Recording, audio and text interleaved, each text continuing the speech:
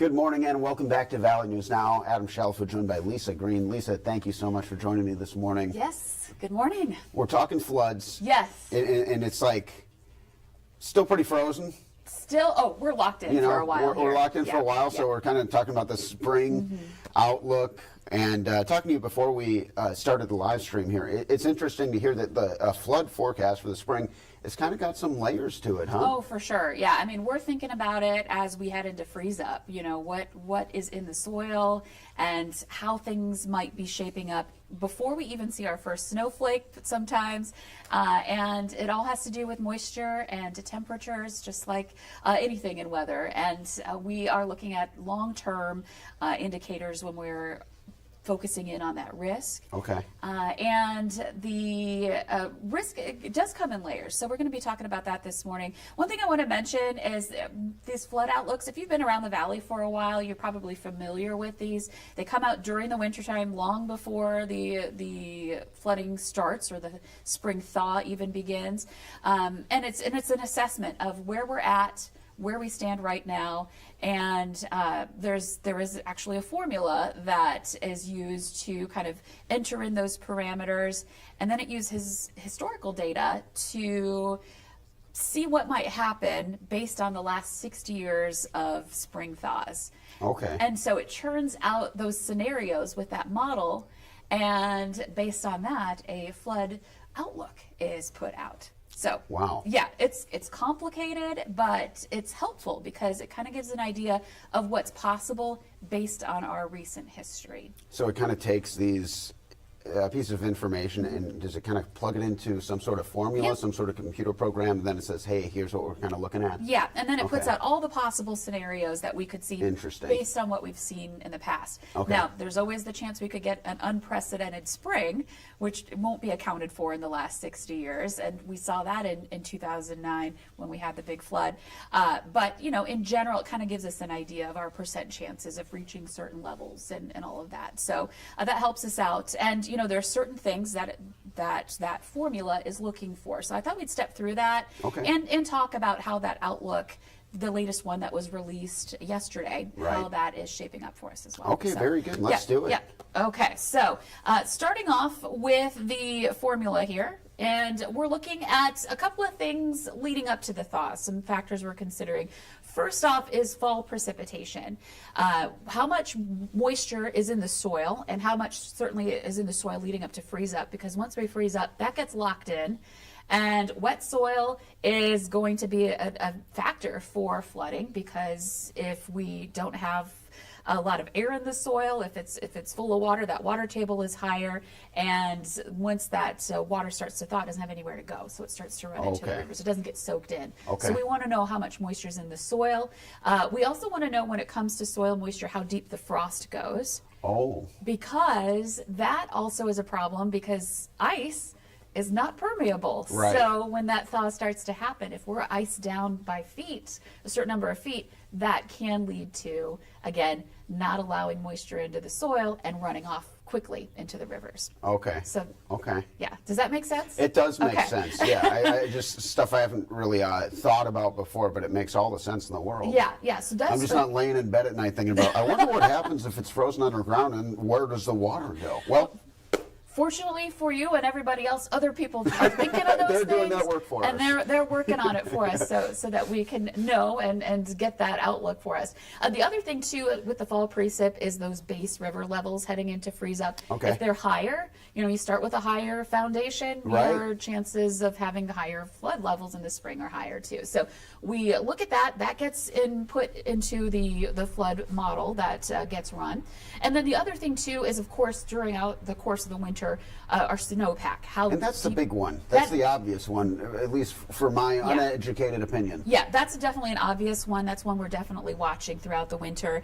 We're focusing on the depth, but also what's important is how much liquid water equivalent is in that snow. Oh, wow, okay. Yeah, so that's important too. So that will be watched too as we get further into winter and getting closer to that spring thaw. So I wanted to go over these two things here and also just talk about here quickly. And everything after this is, hasn't happened yet. So that's in the future. And we'll go into that in just a little bit on that flood formula, the additional moisture and type we may see this winter, and then the spring melt timeline and cycle that we'll be seeing. So let's take a look at the latest outlook. We'll talk about that here really quick. So NOAA's come out with our outlook saying that we are looking at minor to isolated moderate flood risk. That's good. We don't want major. We don't, because that is at that high level, as we've all been familiar with over the years. So that's good. At least up to now, we're looking at a lower flood risk, but still that possibility of some flooding. Leading up to freeze up, we did have some above normal precipitation in November. We'll talk about that in just a little bit. But the winter precip has been below normal. So that kind of is a mitigating factor. And we are looking out, and just kind of a preview of what we'll be talking about here, below normal temperatures that we've been experiencing in February may last into spring, and that delays, that delays the melt. And that has some implications too. Big time. Okay, so that's what's come out of the spring flood outlook, is minor to isolated moderate flooding. So let's look back again. We talked about that formula. Well, we had some very heavy rain in November. This is looking back at 2024. We had a pretty dry fall leading up to November, but look at November's rain. We had 236% of normal moisture. 236, folks. Yeah. Way over what our average is. Yeah. And November, what do we know about November? We often start to freeze up at that time. So we have a lot of moisture in the soil right now because of that, especially in northeastern North Dakota. So, we've got some water locked into the soil. Interesting. And we haven't had a lot of snow, at least initially this winter. And so without snow, that allows the ground to freeze more deeply. So the frost step goes down and we see greater amounts of frost. So those are two things that, kind of set the stage for, flood concerns potentially leading into the rest of winter. So, a couple of things that we're kind of checking off on that flood formula. Okay, we've got the higher soil moisture. We've got the frost depth that's a little bit lower or higher here, however you want to look at it. The frost is deeper right now. Now, snow. Okay, so obviously snowpack is important, as you were just noting. This map looks very colorful, very blue. The deep blue here, that's 6 to 12 inches of snowpack. So that's a half foot to a foot. A lot of places are in that range. There are a couple of places that have over a foot of snow, over by Roseau County, Langdon area, back over into parts of Lakes Country. This is, getting a little bit higher. Initially this winter it wasn't that high. But it's still not in the range. I've seen very deep snowpacks before, and so we're not quite there, and we are running below average for snow and precipitation this winter. Well, just look at Fargo. Yeah, and you don't necessarily need the graph. Like anyone who's lived here for a while, you can look out and say, there's not a lot of snow for this winter. We have some now, but it's still not a lot. It is very interesting, though. You see just about an hour or two north, it does change drastically. Up along the border, it's been interesting. Grand Forks, Crookston area, we've been on that lower end for snowpack. And snow has a cooling effect. So last couple of mornings, if you've been watching, you might have noted that we were really cold in the Southern Valley, but Grand Forks, Crookston wasn't as frigid, and that's because the snowpack is not as deep there. Whereas we had that fresh snow in the south, and that contributed to those 20s and 30s below. So it's something interesting, the impact the snow can have on our it's also interesting, just kind of looking at this map and considering some of the first alert weather days we've had throughout the winter, and then seeing if there's any correlation between is there more snow depth in some of those areas, and it does look like that, because I know that Langdon, Devil's Lake, they've seen significantly more than some of the areas in our region. Sure. We've been lucky in some ways too that we've had a little bit of melt as well. We've had that warm up at the end of last month. It wasn't a significant warm up. It didn't completely get rid of Well, the even snowpack, today, it's like, whoa, zero, nice. We're all happy about that today. Yeah, that's for sure. But every little bit helps. But with the snowpack right now, it's not a big cause of concern as far as leading up to flooding at this point. But we've got some of our most snowy months to come here. I should say our snowiest month to come. And in March can be very snowy. You start warming up in March, and that allows for more moisture in our systems that move through, and that could lead to some pretty heavy snowfall total. So that's kind of one of the unknowns, the question marks here. Oh, very exciting. Yeah. So, okay, so suspense. Yeah. So we've checked off the box for soil moisture, for frost depth, Our river levels are a little higher. This one is not a check. This is kind of a mitigating one because the snow depth isn't that much. So again, these are the two kind of historical things going into the formula that get input into that forecast model. And then what gets put into the model after that are the possible scenarios that we've seen in the past. And so the rest of the flood formula here, what else you need for a flood to occur is additional moisture, and then type of moisture too, because if you get rain, that's going to cause all sorts of trouble when it starts to fall on the snow. That leads to rapid melting, right? Oh, yeah. boy. So we're watching Okay. that. So this is something we'll be paying attention to in the rest of winter time and into spring. And then that timeline for the spring melt. The longer it takes to melt, the greater the risk of rain events, the greater the risk of a rapid melt happening as we get further into spring. And we So- see almost every year, it feels like baseball season, high school baseball season gets pushed back a little bit. And that's the first thing that comes to mind for me, because it's always like, okay, you know, maybe it didn't rain, or maybe you didn't see anything that would directly make you think like, oh, the field conditions will be bad. But it's actually that groundwater and kind of that the things you're talking about. Yeah. That's what's creating The- just awful ground conditions for The- spring sports. Yeah, the melting that's going on, and on top of that, sometimes we get that additional moisture on top of that, where Yeah. we've got snow onto the field, and it just causes us to have to cancel games or postpone them. I tried to go to a Twins game in April one year, and the whole thing got snowed out due Oh, to my a goodness. blizzard. So yeah, it can happen, and you know, some years it snow falls a lot farther into spring, other years it doesn't. So it's sometimes just a matter of, you know, how the chips fall. So, Yeah, absolutely. so yeah, that's essentially the formula. It's what happens leading up to winter, what happens during winter, and then actually one of the biggest things is what happens in the time frame of the melt. Okay. Because that can change everything. So we're going to talk more about that, the melt going on here. So these are a kind of a list of ideal melting conditions. This is what we want to have happen as we head into spring. We want temperatures that warm up gradually, just kind of mild, no big swings. We don't want to lock in that ice and snow for a long period of time once we get into the spring melt again. But we also don't want really warm temperatures that cause rapid melting either. We want it to just be gradual. Okay. Below freezing at night, that just kind of helps to slow it down a little bit. You know, you warm during the day, it starts to get things moving along. Okay. And then at night, we kind of come back below freezing. We're still seeing some of that water You want runoff. a trickle Yeah. from the faucet, not a There full you go. blast. There you go. Yeah, so it's not constant and it's not all rushing to our tributaries and rivers all at once. Okay. We want less precip. I think that's pretty obvious. You know, we don't want to add moisture to the mix as we're trying to get rid Things of the get snow. biblical all of a sudden. Sometimes, Yeah. sometimes. And fog. Fog is a really efficient snow melter.